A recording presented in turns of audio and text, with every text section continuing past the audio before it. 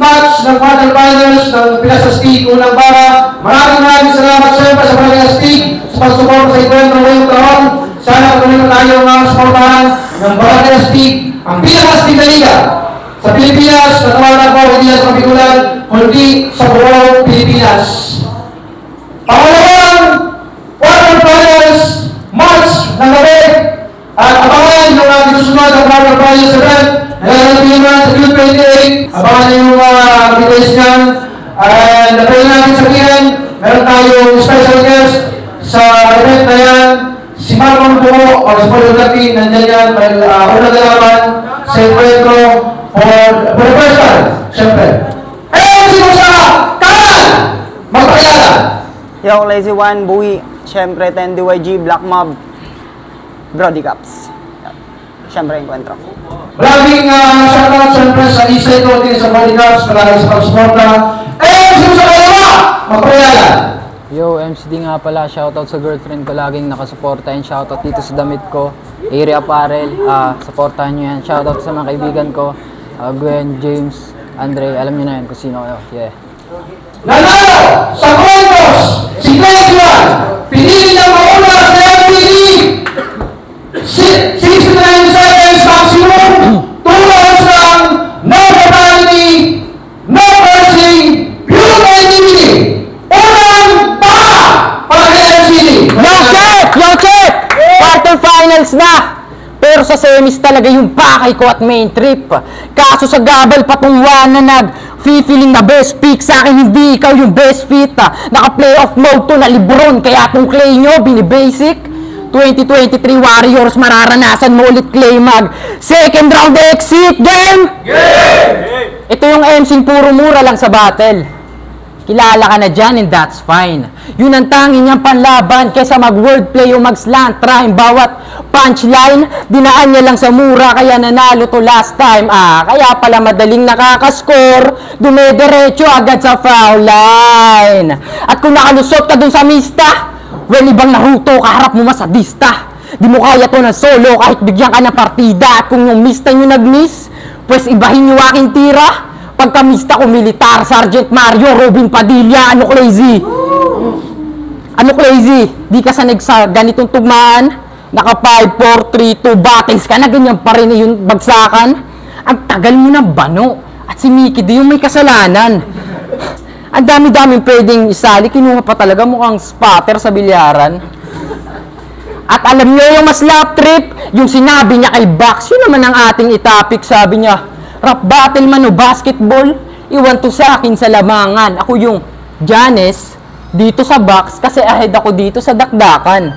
Ha? Giannis? Nung sinabi mo yun, ang sagwa pakinggan men. Sabi ko, kailan pa nag-basketball si Giannis de Belen? Giannis yun, ang tanda mo na, di mo pa alam tama pag-pronounce doon. Paano kung mag-crossover ako dito? Mala, Alan Everson. Yan, ganyan ang idol nyo si Clayzy, puro kapalpakan yung binuboses. Halatang difficulty mo pang quiz lang. Hindi ka pa pang long test sa past battles niya at contest. Wala man lang tong pinakitang progress. Kaya tong Moses, I will rip this in half. Tawagin nyo kung makabagong Moises.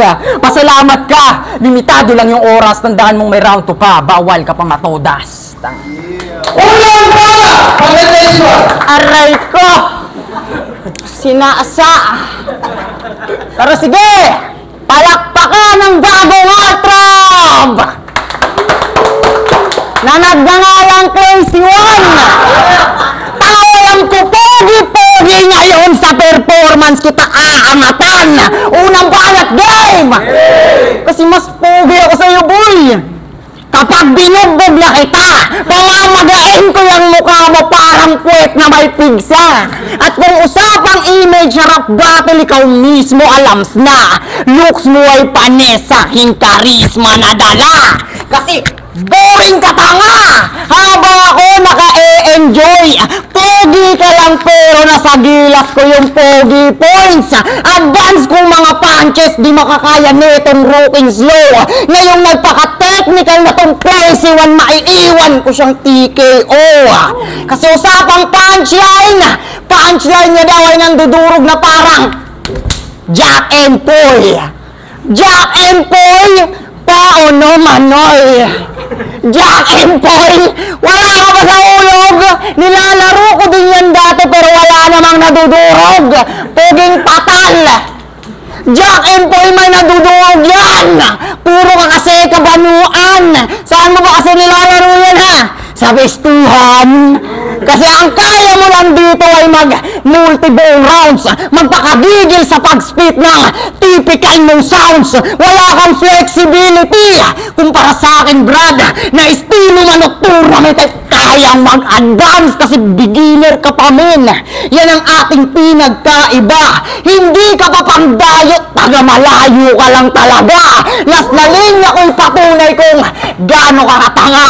Kasi tinalo ka ni Grugid gamit lyrics siya sa kanta, patal. Pangalawan pa! Ang LCD, pangalawan. Yo, check! Ito'y babala. Resulta lang ng pagsusunog ng kilay at papel. Kung tunog demonyo sa'yo, patunay lang yan na hindi kita kalibel. Oo, dila ako matabel. Oo, natan niya lang ngalan, pero di ako magdidilang anghel. Game! Game! Oo, natan niya lang ngalan, pero di ako magdidilang anghel. Game! Game! Katatapos lang ang laban nito sa pulo. Malamang mag-aangas yan. Nainangat niya yung antas ng hip-hop sa sarili niyang paraan. Talaga? Ganitong skillset sa akin lalamang. Nakapasok lang ng pulo. Kala mo kung sino na magyabang. Ay wala namang magaling doon. Puro pa cute lang yung alam. Para makapasok yung requirements nila parang kanta ni Looney. Okay na basta tao lang. Okay na basta tao lang. Kung ikaw pinapaikot ng mga judges, ako pinapaikot ko ulo ng kalaban. Kung gumagawa ka ng pangalan sa kada matches, ako gumagawa ng kasaysayan. Para sa akin, hindi lang to basta balagtasan. Kung gusto mo hangaan, dapat mayroon ka rin malalim na talasalitaan.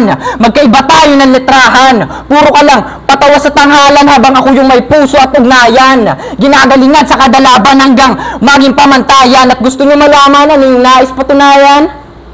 Hangad mo lang manalo, hangad ko mapag-usapan. Pag nanalo ako dito, dahil yun sa rhyme scheme. Pag nanalo ka dito, halata na may katag team. Para makapag-construct ng better plan and solid line, si engineer yung kakausapin. Pag malapit na yung due, out of the blue, biglang may blueprint na nakahain. Dalawang MC tutumba. Di lang to gawa-gawa at acting. Isa pa lang panalo ko pero parang magiging 3-0 na yung standing. At pagkatapos ng laban na to, estilo ko magmamarka. Simpleng reference, line marking yung tumapo sa kanya. Mga natutunan mo sa akin, pwede mo gamitin sa iba. At pag naging matibay tong clay, alam nyo na kung sino naghulma. Ang haba! De, joke lang. Wala daw magaling sa pulo. Ako lang. Yo! Kung usapang skillset lang mga man, di uubra tong MCD. Mas matunog pa rin yung lyrics ko na parang MP3. At kahit maging favorite mo pa to MKD, lamon pa rin tong manok mo na parang nasa KFC. Kasi basic kasi. Yung mga linya at sulat mong pang nursery, boring na lang palabas mo boy na parang Tekken 3. O beginner at kapos ka pa sa creativity, tamang MCD ka nga kasi ikaw ay DMC. O moving weak ka, di mo ko kaya kung sa flexibility. Kahit isa lang pasabit bawat bayo ko kay MG. Abortion ang labas netong bata kong enemy. Laglag to sa magulang. Patay sa delivery kasi delivery mo ay pang JNT na cheap ang shipping fee habang aura ko pala ang lakas na mala BGC. Usapang punches. Naku par, baon ka sa aking imagery kasi consistent yung lakas. Kuna para bang MVP o Pacquiao. Ang pinagkaiba, suntok ko'y lyrically. Tiyak brutal ipapakita. Tila naka-SPGO, traumatic ang hatid. Kung sa iyong virginity, mababaliw ka sa akin boy na parang may PSTD. Ano MCD? Ano ka, umay na ba yung iisa kong rhyming? Eh di ba, nagyabang ka boy ng multiples ito extended rhyme scheme. Pinatay kita sa stilong, ipinagyabang mo sa amin. Tumutugma ka pero di mo kayang tumugma sa akin. At last, bago ko to tapusin, G, palakpakan ang boto ng Urado. 1-5 lang para kay MCD.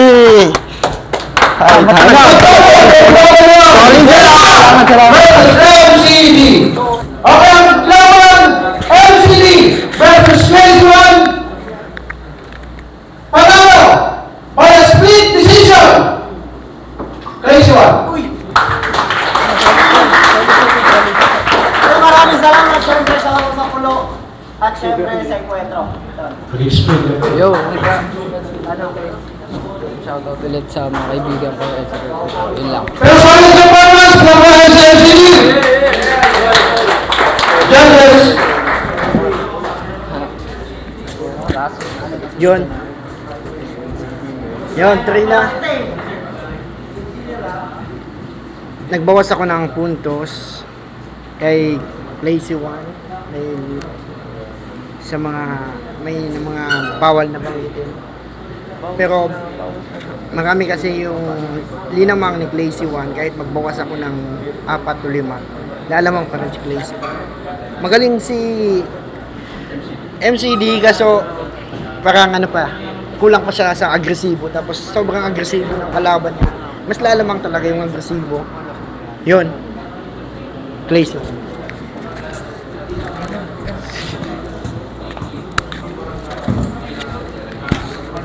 Kasalanan to ni Mickey D.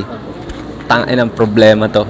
Dami ko nang iniisip na dagdagan pa eh. Pero MCD versus Crazy One ng Pinas Astig unang bara. Quarterfinals pala to.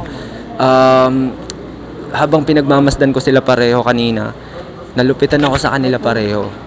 Pero kay MCD, lyrically, creativity, binoto ko si MCD round 1 to 2. Pero props kay Crazy One kasi ang lupit niya, men. Ang lupit ng delivery niya, ng kung paano niya dalhin yung sarili niya sa entablado. Pero ang rason lang kung bakit binoto ko si MCD kasi parang parang syempre kailangan natin, ang sabi nga no profanity, pure creativity lang. Pero si Crazy One parang lumampas doon, which is creativity pa din pero wala rules are rules. So MCD ako round 1 and 2, pero props kay Crazy One kasi ang galing men. Okay, more ulit. Binoto ko si Crazy One. Ganun pa man, kahit may binawasan ko ng puntos kasi medyo may foul din siyang word.